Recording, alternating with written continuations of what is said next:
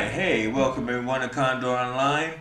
I'm your host Chase Johnson Lynch, and you know me, I usually do the community podcast where I talk to fascinating people within the community, find out a bit about them and what they're into, what their interests are, maybe their origin stories and such like that. But we also are building this channel into a community, and we have several different hosts and presenters that we've been presenting here on Condor Online. And one of those hosts, one of our popular host, happens to be the man in front of me, John Durrant, who is the conductor of the train. Hello, John. Hello, Chase. He was wondering where I was going with it. Well, Yeah, he doesn't realize how smooth. it's also how difficult to be on this side of the table. Exactly. I mean, because different. you're always on this side asking the questions Quite of the strange and the ethereal, of the magic and the wonder. Is the train? Is the passengers on the train? Yeah. Just give me an idea about where does the name the train come from, and the idea of you speaking with passengers. Well, the idea of the train was, you should be able to tell us more about that, Chase, than me. The idea of the train Don't give it up basically to the host. is that people get on trains and they travel with strangers for a couple Given of amount of stops. time, yeah. A given amount of time, yeah. And you talk to people. And you tell people things on a train, very often strangers, that you wouldn't tell to people that you know and people who are friends. And you tell them things that you wouldn't necessarily say in the same way either. And you have opinions which often you keep to yourself and you won't tell your friends, but you'll tell somebody on a train. Well, but also too is that you can't be bothered by strangers either. But it will be those interesting conversations that you'll go away and remember. Yeah, hopefully. Yeah. Hopefully. And also a little bit of information extra information that might help people make decisions and reach conclusions about things. So, I mean, like, we had a conversation, you and I, when we were kind of like looking at. First, tell me, you know, like, you wanted to do a show. Yep. And everything, and you told me a bit about yourself. So, give us a bit about your origin story, like in an encapsulation of what you told me about your background in spiritualism. So what you're saying is, don't take half an hour over it like I did. Try with not you. to. Very simply, I was in quite a religious family, but not conventional Christianity. And my grandfather had been been out in Africa, and I had that background. I ended up singing in church choirs. I ended up as an acolyte in a very high church, Christian church. It was just this side of being Catholic. And I was like that until I was about 15 or 16, and then suddenly it just didn't sort of gel for me. But there was an energy, a power that you could feel in the church and during the service, all those people coming together. And I'd started reading some stuff about Buddhism and some stuff about martial arts and so on when I was about 15, 16. And I got well into that. And I started to meditate, and I started to drink ginseng tea, and I started to get into my little moves and things. Doing a little bit of Tai Chi in the backyard. In my bedroom, actually, in front of the mirror. Well, you know, can I just interrupt for a second? Like, your grandfather, you said, was he a missionary? A missionary in Africa, yeah. And like, now we're talking pretty far back. 18. Well, you're not from 1880. 1800s. No, I'm not. I'm talking about you. Yeah. Anyway, my point is that, you know, we have those films about when the church was rotating and it was like inside tents, you know, and like the priest, reverend, or whomever was faith healing. Yes. You know, so it's like, come and bring me and let me heal you with my healing hands. Was it like that? Yeah. Was it like that for me? Yeah, in when you started out, not you doing that. No. That wasn't. No, it wasn't like that for me. For me, it was very staid and very ordinary, and you know. No speaking in tongues. No. The services all followed a particular Anglican service route, and you sang your 2 psalms, and then you had your 3 hymns, and you said your prayers. Yeah, got it. It got boring. So is this why you didn't stay with Christianity? Probably when I got to about 17 and I discovered girls. Who didn't? 17? Well, perhaps I was a bit younger than that actually, but Come on. in the choir, the girls in the choir, yeah, it was All right, John. But yeah, okay, we won't go down that road. No, it wasn't like that for me. But I knew there was something else. There was something more. What do you mean something else in what? Like in religion, in God, something else? What? When reading things about Buddhists and Buddhism and what Buddhist monks could do and were capable of doing, I thought, well, why aren't Christian people doing that? And then I was looking at stuff like how we had Knights Templars who were going out fighting for this, and they were fighting Muslims, and then there was all that going on. And I thought, what's wrong with all this? It just did not. It wasn't right for me. It just didn't seem that it was the right thing at all.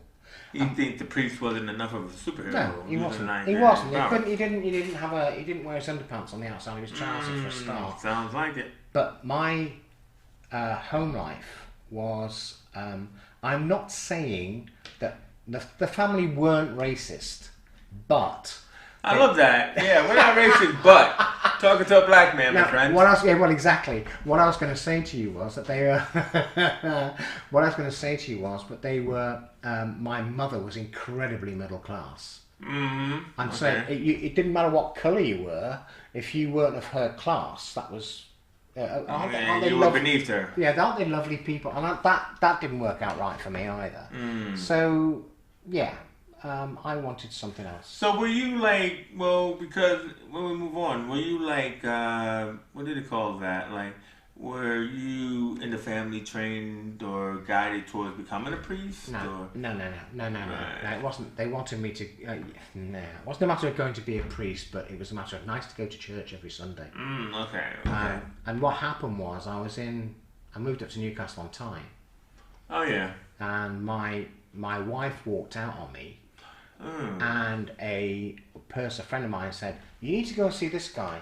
He'll tell you what's going to happen. And I went to see this guy who turned out to be a medium, who told me my wife was going to come back to me, which she did. If he didn't tell me everything, she came back for 24 hours and then left, and that was it, gone.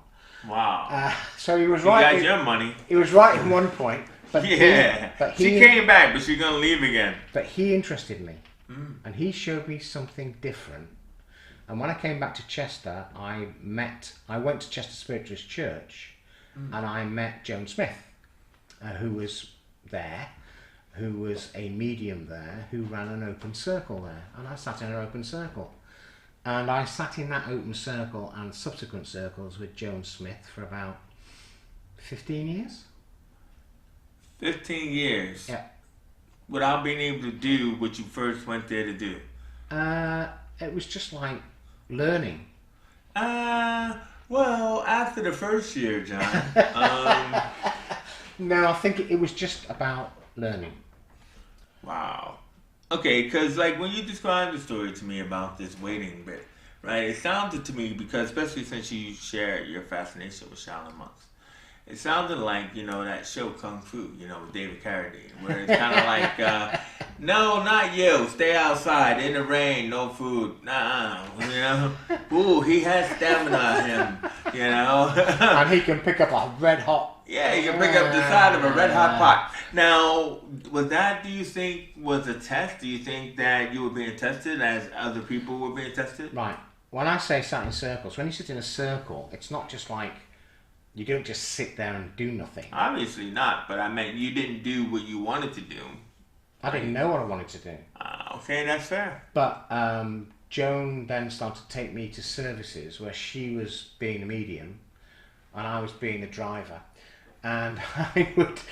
But somebody's got to do it. But I also used to do the philosophy, which is the sort like the teaching side of it. You know how in a church service you have a Bible reading or whatever.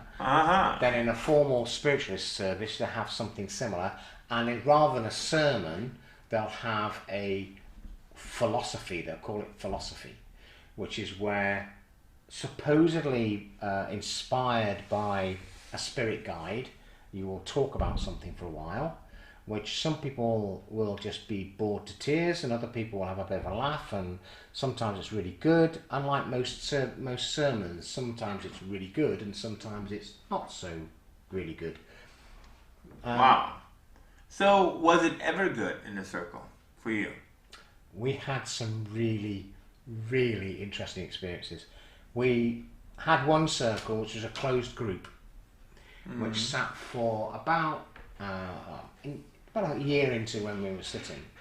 We were in the Dean's house. I think it's the Dean's house in Watergate Street in Chester, and it's a very, very old building, as you probably would appreciate in the city. Is it because it's Watergate that I appreciate it?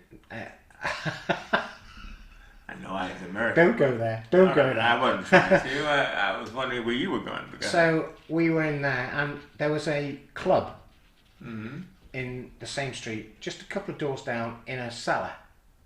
And towards the end of our service, or our circle, the club would often start up, and the music would start, and we used to get quite noisy. And we used to talk about this and say, we could do that. This is about 1977 through to about 83, 84. So was it a shebeen? A shebeen? That's what they call it in the hood, see, like a club that plays music. That is a little bit on the dark side. This was just a club in Chester, in a cellar. Nothing. Most of the clubs in the cellar are. No, they weren't that kind of club. I didn't mean that kind of club. No, dear, this was. Most people know what a shebeen is. This was Chester, not New York. I'm talking about Liverpool, actually. But okay. Okay. So and sometimes the music get a bit loud, and so when we're sitting there, somebody would say, "Just a minute, we need to do something about this music." I love this. We have heard this music slow down. Just slow down. And we've heard people outside, what's going on with the music? What's happening with the music? And then it'd speed up again. And it'd go too fast. What's going on with the music, man? Sort it out. Sort out the music. And this was, I quite firmly believe, this was our spiritual guides within that circle. That's what I was going to say. Influencing this music. And at that one Playing point, it backwards. And at one point, they didn't quite play it backwards, but at one point they stopped it. They actually stopped the music, and everybody's going, "What's happened to that?" And I don't know what's happened to the music. I don't know I can't get it. And it was just a matter of it just didn't work. We ended our circle. Their music started up again. We went home. They carried on dancing. That was fine. Fascinating. Yeah. You say that like skeptically. Well, no, I don't say skeptically. It's a great little story, though. It is skeptical, but it was totally. It happened, and I am as gobsmacked about that happening as anybody else, as you are. It's the sort of thing where you go, nah, that couldn't happen. But it did. It actually did happen. Weird. All right. So I mean, John, that was a crazy story. It is a crazy story. But let's keep it good crazier, shall we?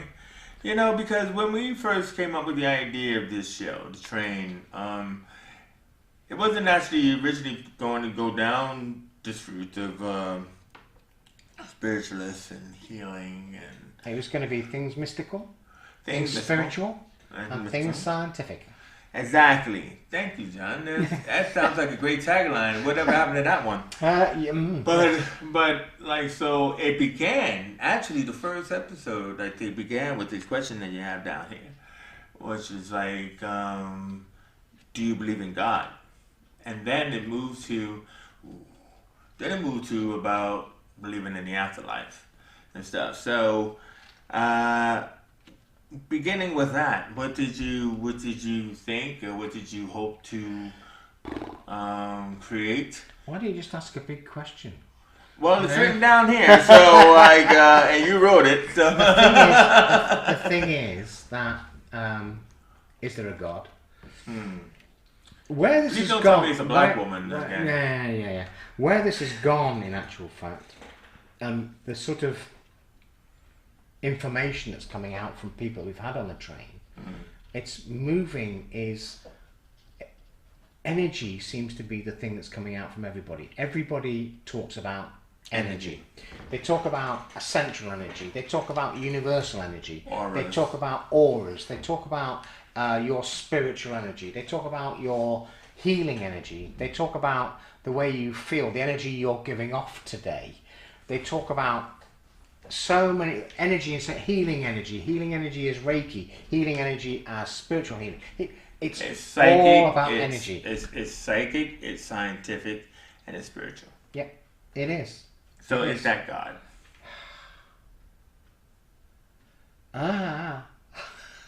What am I supposed to say to that? Is that it's I think you never really get a chance to have an opinion. No, okay.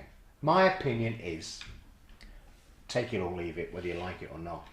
I believe that there is a central energetic force, if you like, and people call that God because it's easy.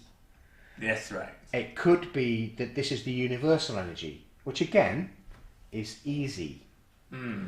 Everything is energetic. Everything we touch, everything we are is energetic. So this table is made up of atoms which are all moving at different speeds. They're energetic. They create an energy. We are made up of atoms and we move about and we are energetic. We create an energy. The thing is that we can influence that energy by our moods, by the way we are, by the way we think about things. We can influence that energy. And we can influence other people with our energy. So for example, if I were to come and touch you and hold you, I don't mean like that, but if I were to come and touch you and hold you, then you could feel my energy. And there are times when you'll say to somebody, you look really down today, or you don't feel good. Your energy is low. Yeah? Yeah. Or you'll find somebody will come bouncing here sometimes, bouncing into, oh, I've just had this happen to me today, and I'm so excited, my energy is high. And which is true. But that actually... No. It is true. No, which of that is true? Which of that is true? Yeah. What do you mean? Which what? High energy, low energy, what it actually means. Because I can appear that I have high energy, but still be very low. Now then. Okay. You can feel, you can feel low. Your mood may be low. Yes. But you can convey a high energy feel by the way you think about somebody else. How often do you're feeling low, things aren't going well, you're feeling low, you have to come in and do a show. You walk in to do the show and you click. Yeah, you switch on. You change, you turn on, and the energy changes. Turns on with But you've done that. I turn the world on with my smile. I like Mary Tyler Moore. And you just did it right now. But I remember Mary Tyler Moore. I remember. You're old. but that. But it's that being able to do that. Yeah. But that's you've done that. You've done that yourself. That's your energy, and that's your control of your energy. I don't know. I mean, see, a lot of the people that come on to your show talk about energy, and it's very good, it's very informed, and people who are fans of the particular talks or topics or people that come on. But no one has ever kind of answered this question that you have placed out here, which I thought was pretty good. Do you believe in God? Is the universe bigger or smaller than we actually are led to believe? Now, you didn't ask me my opinion, but I could throw it out at you. You will anyway. Yeah, exactly. But no, what I'm just trying to say is that my opinion is mine, but I believe that history is his story, right? So when we look at the books, and the Bible is a part of the text, it's the story that was interpreted and rewritten over time. King James, New Testaments, Old Testaments, and all that other kind of stuff. So what is actually real and what actually did happen, we'll never know. Do you know what I mean? But then you have to go back to the universal truth that something began with this universe. So believe it or not, we had this conversation and we said we were going to talk about it, but it never came across on the show. That's true. The Jesuits. The Jesuits, which is a Christian organization, were they took some priests that they put through science development, right? And they actually created the Big Bang Theory. Correct. And nobody knows this though. They think science creates the Big Bang Theory. The first cause, the first initial spark, the reaction that ignited the universe. But do you know why the Jesuits? I don't know why. Go on, then, Because tell us. Go on. this is my point. The Jesuits, the Catholic Church, they created it so that way science will always be able to say that everything is a chain reaction, everything is a chain moving, but what started it? And so scientists to this day are baffled because they go, something did this. Right. Like Thanos' snap. Something did that. And so scientists had to go, God? Right? Because they don't know. Right? Nobody knows. Okay. There's some very interesting. There's some very interesting theories about this, and in actual fact, there's a TV show going on at the moment. Is it? Yes, there is, about the universe and the formation of this particular little bit of it. Okay, with our which show is particular that? son. He doesn't know. Cannot remember the name, but I will get it for you. But your point about the Jesuits, you said the Catholic Church.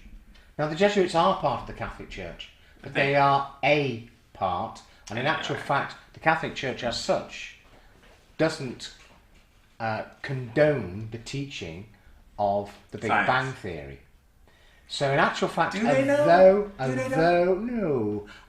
the Jesuits did that, and although the Jesuits are Catholic in origin and in essence, yeah. So the Spanish Inquisition, my friend. Well, exactly. And so are the guys who went around sticking witches with knives. And so are the Knights Templar who represent the rose. My point is, the Catholic Church, you could try to deny or move the Jesuits over into a spot. Right? I'm not doing that. That's what you're doing. You're trying to move them over here. Trying to move them over there. They are still a Catholic Church. Yeah, exactly. They are still the Catholic Church. Right. What I'm saying to you is that they've done that, and the Catholic Church might have sponsored them into doing it. But at the same time, the Catholic Church are not teaching that. No, of course they're not. No. Our dirty little cousins did it. Exactly. Yeah. We're not going to say. We're not going to say we. All right, but I mean, either way, man, it goes back to what I just said. Is that like the scientific theory? Because you have to, give these strange theories for people to fight over and to deny and to call a hoax and all this kind of stuff. Because some modicum of truth is in there. So all I'm just trying to say is the modicum of truth, God. Oh, that's... you know what I'm saying? I know exactly what you're saying. How very interesting is that? Because the whole point is that nobody knows, right?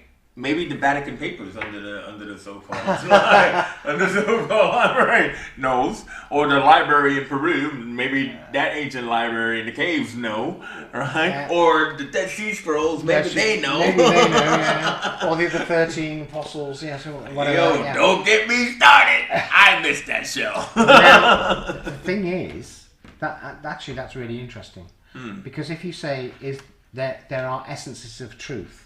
And if you look at all the different religions, and if you look at all the different books, there are parts of them that all agree with each other. Exactly. I mean, the Muslims... There was always a flood. The Muslims are very interesting in that they have almost a timeline. And Muhammad comes after Christ. And they actually acknowledge Christ, Moses, right the way back. And the flood. They'll acknowledge all of that. The point is that there is an essence of truth in each of them. Yeah. Whether that is God... Well, why not? So in other words, we could accept the fact that the universe is as it is, We could accept the fact that there's a Big Bang theory. We're going to accept the science of the fact that energy cannot be created or destroyed. And there are bits in there that are all the same. And the theory of relativity. So there's There is always some modicum of truth, of something the right. same. And in that modicum, right, it's as simple as a snap. Yeah. So, all I'm just trying to say is that to end this, do I believe in God? The answer That was the question I was going to ask. Oh, was it? Do you believe in God, Chase? Yes, I do. Because I believe in that modicum of truth. I don't believe in God as it's presented to us by the Catholic Church. I don't believe in the stories of God and the Son of God and all that. I believe in fate and destiny.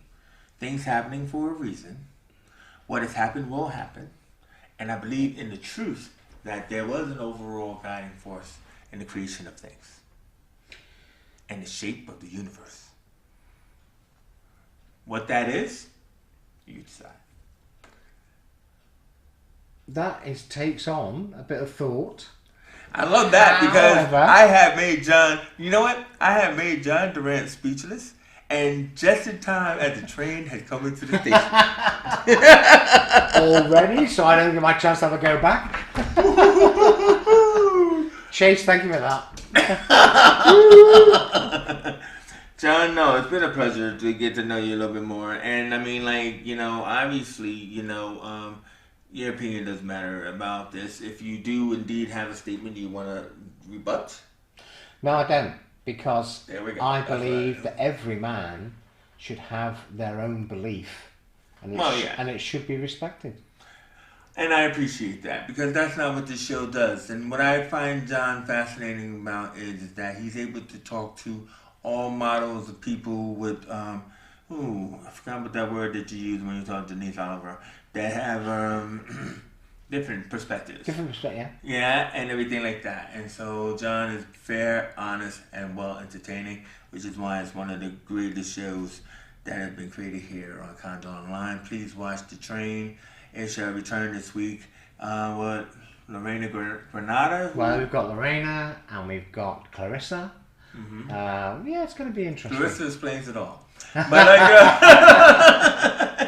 and everything like that. But yeah, I look forward to watching John on the train. And as we step off onto the platform of life, my spirit guide is saying goodbye. British cloud of steam. Goodbye, thank you very much.